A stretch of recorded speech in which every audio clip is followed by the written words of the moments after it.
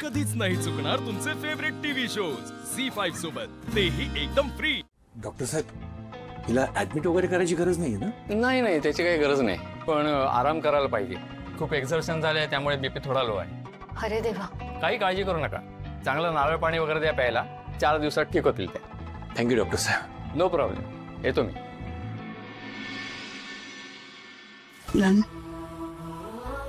Sorry,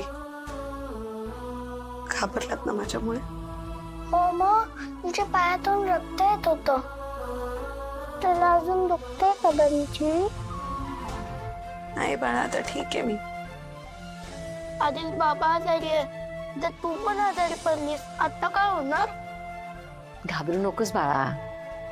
doctor आता म्हणाले ना, आई लवकर बरी होईल. हा बाबा, हा? आकाशराव कसे आहे तो? काही कळलं का त्यांच्याबद्दल? मी फोन केला होता. शुद्धीवर आलेत म्हणे आणि लवकरच त्यांना डिस्चार्ज मिळणार आहे. वसू, तुझं व्रत सफल झालं बाळा.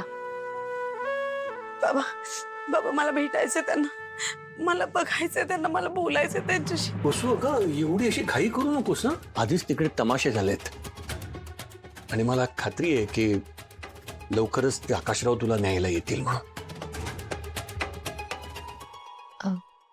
अहो, पण ह्या मुलींचं काय? ठाकूरांकडे सगळे टेन्शन मध्ये असतील ना. अरे हो, मी या दोघींना सोडून येतो पटकन. नाही, आम्हाला नाही जायचंय घरी. आम्हाला बनीच्या आई जवळच राहायचंय. हाक, असं कसं बाळा? बाबा येतील ना घरी. त्यांच्या स्वागताला नको का जायला तुम्हाला? पण बनीची आई आजारी आहे ना, तिला सोडून कसं जाणार? बाळा, मी लवकर बरी होईल आणि घरी परत येईन. प्रॉमिस? प्रॉमिस. लवकर या, आम्ही तुझी वाट बघू. मी काळजी नका करू, मी आईच्या जवळ आहे ना. तुम्ही बाबाची काळजी घ्या. चालेल. बाय बाय बनीची आई, लवकर या घरी. बाय. चला चिन्मू, चला चला पटपट पट चला. चला बा.